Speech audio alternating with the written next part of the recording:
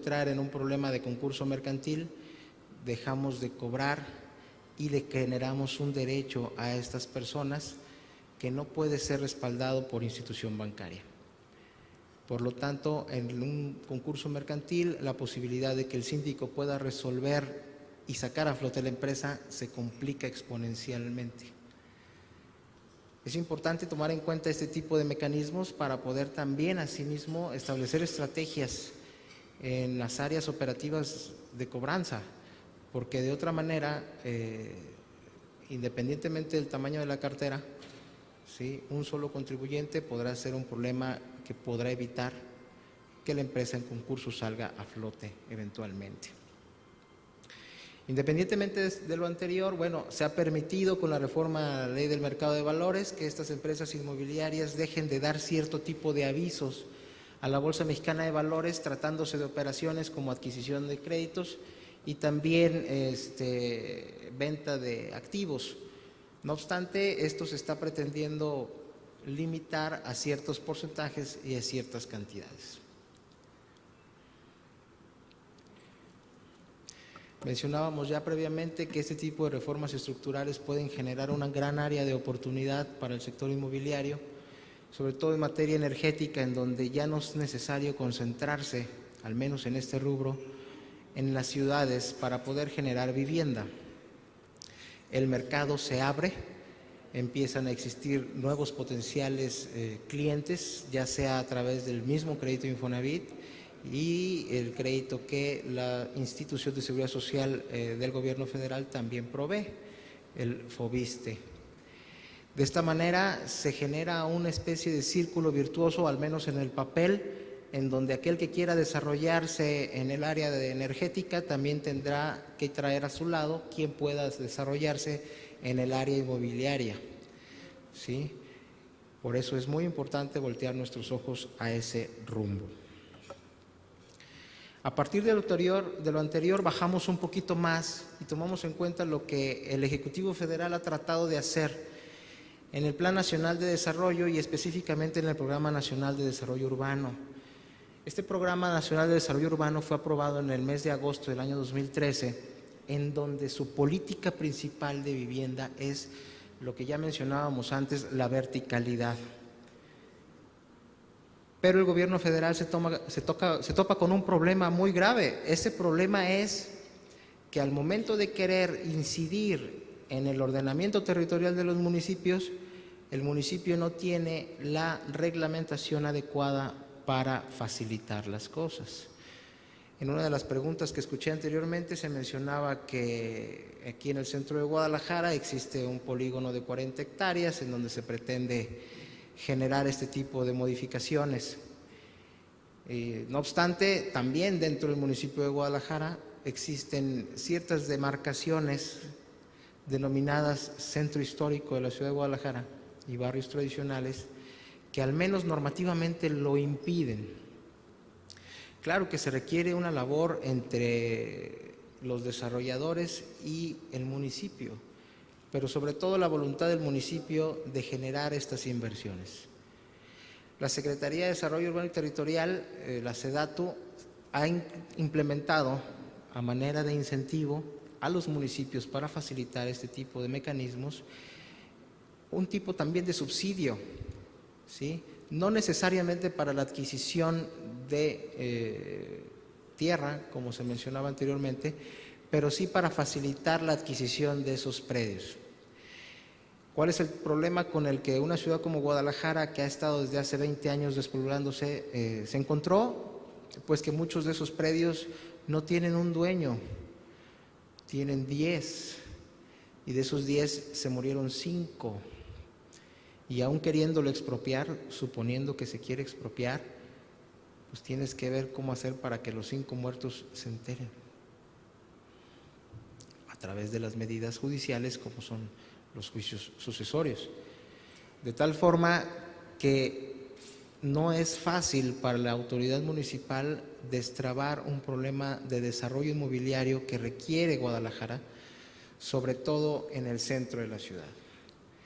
Sobre este tema, a mí me gustaría tomar en cuenta mucho lo que sucedió a un lado del Templo de la Merced, que todos sabemos, el Mercado Corona, que fue víctima de un siniestro. En ese caso, se logró de alguna manera el consenso entre los dos niveles de gobierno, municipal y estatal, para facilitar el desarrollo y la construcción de un nuevo mercado, obviamente tratando de respetar al máximo los temas que el propio patronato del centro histórico impone, ¿sí? El problema es que tratándose de municipios no se puede quedar bien con todo el mundo. De esta forma, estoy de acuerdo en lo que se sugirió previamente en cuanto a que sea el desarrollador quien tome la palabra y le proponga al municipio, o si no, que diga que tiene la voluntad para poder incorporarse a este esquema de inversiones. Son 40 hectáreas y pueden ser más, sobre todo tomando en tema de la ciudad creativa digital. Y en ese caso, no solamente se requiere inversión del sector inmobiliario, sino del sector tecnológico.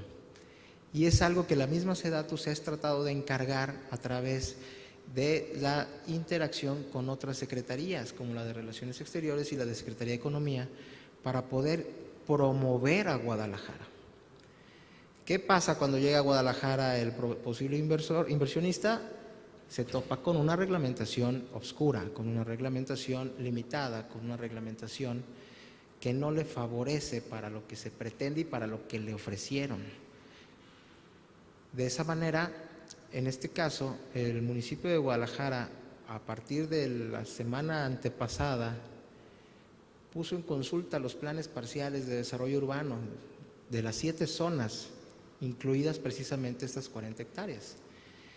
Es importantísimo que los miembros del sector inmobiliario intervengamos en esa consulta para poder exteriorizar la necesidad que tenemos, ¿sí?, de que la reglamentación, sobre todo en materia de densidad, cambie, ¿sí?, para que podamos en un momento dado hacer más accesible al municipio la posibilidad de otorgar los permisos que sean necesarios, que sean procedentes, sin necesidad del retraso por su impugnación judicial.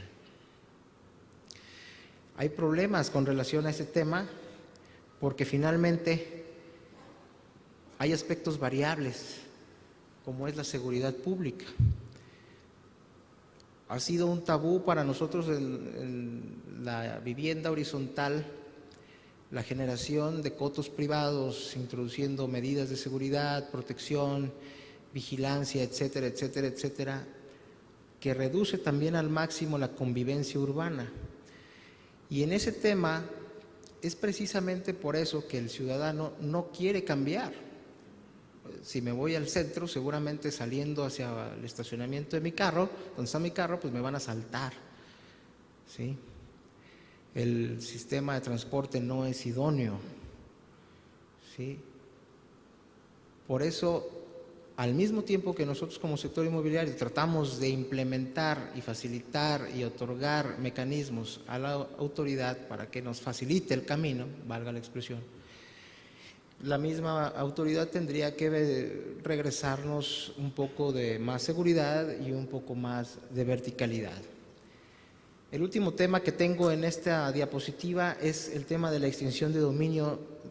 Probablemente tengamos una cierta noción de que a partir del año 2006 se aprobó la ley de extinción de dominio, en donde las autoridades federales y estatales tienen la posibilidad, la facultad y también la obligación de asegurar propiedades en donde se hayan realizado o cometido delitos, ¿sí?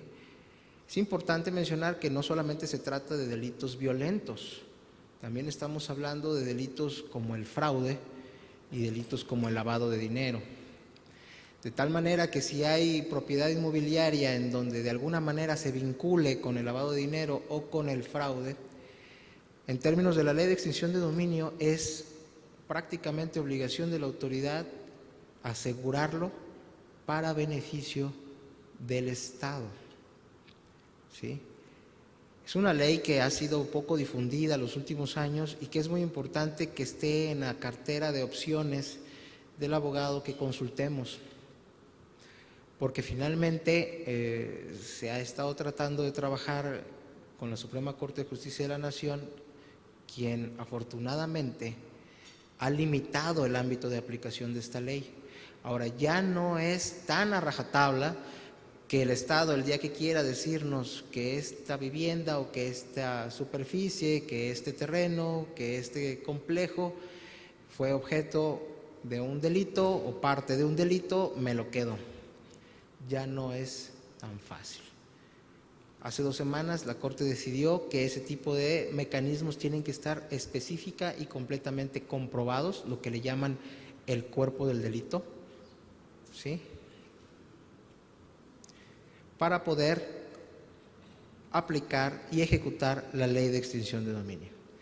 Por lo tanto, los invito a que de alguna manera nos informemos más sobre este tipo de mecanismos, sobre este tipo de esquemas, porque día con día estamos expuestos ante una revisión fiscal, por ejemplo, en donde se determine que existe algún tipo de defraudación y que todo lo que tenga que ver con los activos de esa empresa pueda ser objeto de esta ley. Hay que establecer nuevos mecanismos estructurales, corporativos y fiscales para poder garantizar al menos que el impacto de un tipo de problema como este sea mínimo. No se pueden evitar, son mínimos.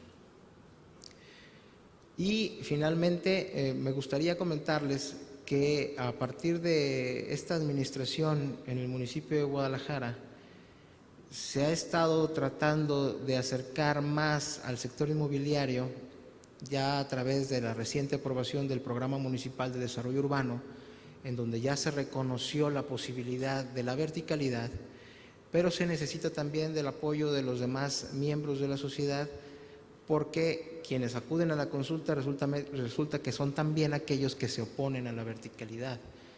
Por lo tanto, a fin de que el municipio tenga las herramientas necesarias para poder establecer elementos que defiendan y sustenten esta verticalidad, que defiendan que el desarrollo sustentable vertical y el repoblamiento del municipio es el camino, pues hay que acercarnos y decirle cómo podemos ayudar.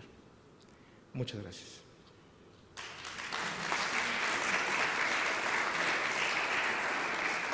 No sé si hay alguna pregunta.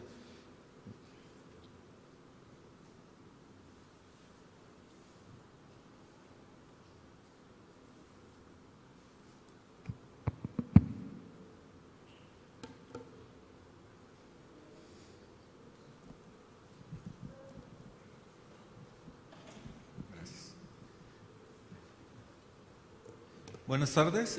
Mi pregunta va encaminada acerca de la redensificación de Guadalajara. ¿Cuáles son los sistemas que se han tomado para la reposición de la infraestructura, la renovación? ¿O cuáles son las garantías para la movilidad para la sociedad en aras ahora de la verticalidad y la redensificación? ¿Cuál es también la altura máxima y la cantidad la densidad de habitantes por hectárea permitida en Guadalajara en este momento? Sí, la redensificación de Guadalajara tiene que ver tanto con el tema de movilidad como con el tema de altura. La movilidad lamentablemente no es un tema exclusivo de Guadalajara, es un tema estatal, pero ha estado tratando de buscar el apoyo del gobierno del estado para poder mejorar paulatinamente este problema de la movilidad. Y en el tema de la altura, se han estado buscando criterios que no afecten de manera legal o de manera individual a algunos ciudadanos que se opongan a este tipo de sistemas, como son el caso de las vialidades colectoras y las subcolectoras. Tratándose de este tipo de vialidades, sabemos que el uso de suelo es mixto y que por tanto la densidad es mayor. Se ha estado proponiendo inclusive facilitar mecanismos a los inversionistas para que se establezcan proyectos de adquisición de mayor superficie para aumentar la altura. Las áreas de restricción y los alineamientos son temas que no se han podido resolver precisamente porque existen temas de derechos adquiridos. Los derechos adquiridos son aquellas situaciones ya jurídicas creadas sobre personas quienes ya tienen un derecho establecido en la zona. Y en la colonia, por ejemplo, en donde se pretenda desarrollar, ya debe de existir un alineamiento y una restricción. Por lo tanto, si se pretende redensificar hacia arriba, se tendría que respetar el tema de las restricciones. Es por eso que una de las opciones que se proponen como salida sea la adquisición de un poco más de superficie para cumplir con los proyectos que se pretendan. Sobre todo hablando de desarrollos de oficinas, conocemos perfectamente áreas como el corredor de Avenida de las Américas, en donde esto se ha estado demostrando paulatinamente desde hace más de 20 años. No obstante, hay otros corredores que tienen la misma capacidad que no han podido explotarse, como es la Avenida Ávila Camacho, ¿sí? Por lo tanto, se ha buscado la manera de generar beneficios al momento de los derechos que se cubran por concepto de licencias, a aquellas personas que decidan invertir en este tipo de corredores que necesiten o deban de ser explotados.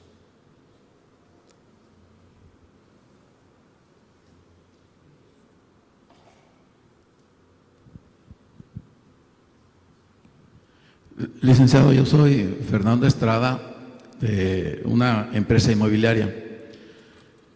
Uno de los grandes trabas para poder realizar grandes inversiones, y concretamente es, por ejemplo, Providencia, donde ya pide a gritos, o prácticamente recorre uno la avenida, por ejemplo, Rubén Darío, y hay, pues ya lo ve uno, el uso mixto, y en el papel aún es habitacional.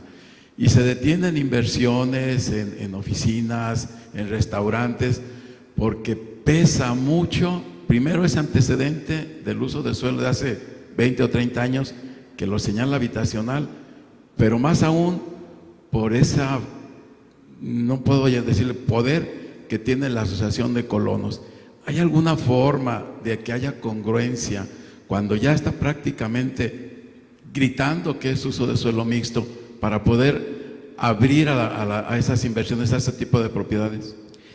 No me atrevería yo a decir si es la fuerza de la Asociación de Colonos y qué fuerza tiene. Lo que sí puedo mencionarle es que tanto la zona 2 Minerva, que es en donde está la colonia Providencia y todas sus secciones, tiene un plan parcial de desarrollo vigente en 2002.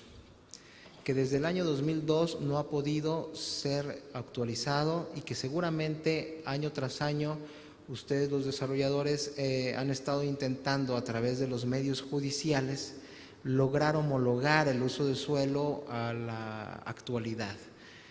Es precisamente la necesidad de aprovechar esta oportunidad en la que está el municipio con estos planes en consulta para poder mencionar y exigir, si es el caso, que lo que ya tiene en lo físico la colonia, la vialidad, etcétera, etcétera, sea reflejado en el papel. De manera que ahora el papel no imponga de forma tajante restricciones a lo que la realidad inevitablemente ha estado evolucionando desde hace más de 30 años, como usted lo dice.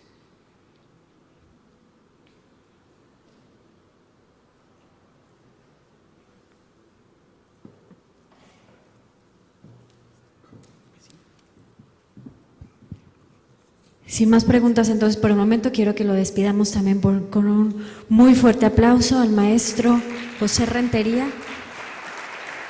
Muchas gracias, maestro, por su presentación. Y continuaremos teniendo aquí en el escenario, para que también nos dé una presentación interesante, por supuesto, la licenciada María Bretón Mora.